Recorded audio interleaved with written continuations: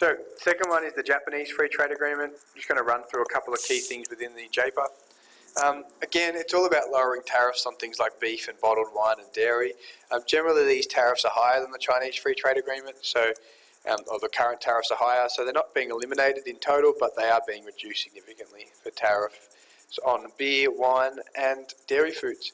It's also providing us with greater access to services, so there's going to be a lot more Australians providing financial services, education, legal services, which should help to boost external stability.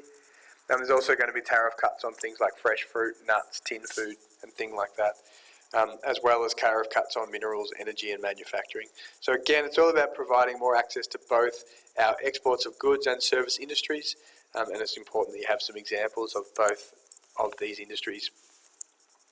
So just a couple of bit of a quote. More than 97% of Australia's exports to Japan will receive preferential treatment or enter duty-free when the JPA is fully implemented.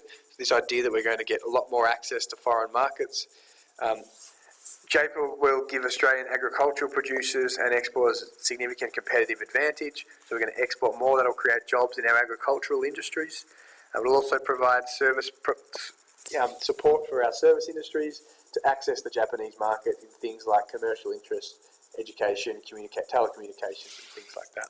So all of these will provide more credits in both the net goods and net services sections of the current account.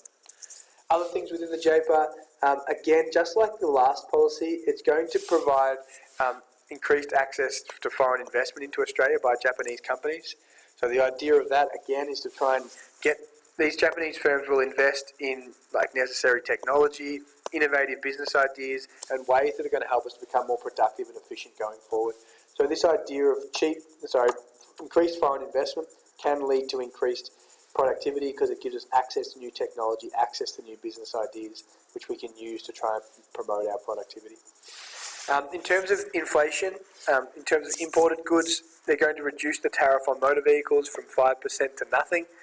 And that, along with tariff cuts for things like electronics and white goods, is going to again reduce inflationary pressures, because when we're purchasing these things, it's not going to be as expensive, so it's going to lower inflationary pressures. Could be negative for external stability because we will probably import more because of the lower prices, and that will cause more debits in the balance of merchandise trade and net services. There's also going to be a phase out of protection on auto parts, steel, copper and these kinds of things over the next 8 years, which again will lead to lower inflation because we'll be able to import them in cheaper prices. So linking the JPA to productive capacity, as I said, Japan will receive a higher screening for threshold for investment, so they'll be able to invest more in the Australian economy. This will have benefits in terms of giving us increased access to technology and innovative business ideas, which we can use to boost our productivity and efficiency. So access to foreign capital boosts productive capacity, lowers production costs and increases economies of scale. It also focuses to shift resources to areas of comparative advantage. So one question I got you to do in class, which is quite a challenging question, was discuss how the microeconomic reform policy of trade liberalisation can work to increase productivity and promote the goal of low inflation in Australia.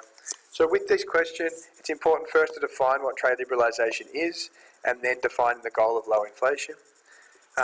And then explaining how it helps to boost both productivity and low inflation. So trade liberalisation opens domestic businesses up for more competition, which increases the incentive for businesses to increase their productivity and generate more output with each unit of input, otherwise they may go out of business.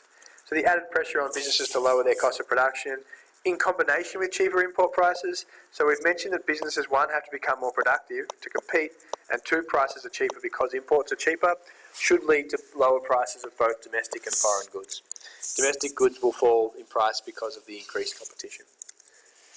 And then providing some examples of how inflationary pressures should fall. So the recent free trade agreement with China will reduce tariffs on things like white goods and manufactured goods, as well as passenger cars, which will lead to lower costs of production for businesses and less inflationary pressures. Again, allowing more investment from China or Japan will both see increased capital inflow and provide us access to better technology, better business practices, which we can also use to boost our productive capacity. So free trade agreements overall will lead to increased productivity because there's more competition, there's lower prices because of lower tariffs, and we also shift resources to areas of comparative advantage. and therefore that helps to increase economies of scale, helps to increase our efficiency and maximise the benefits for society as well. Thank you.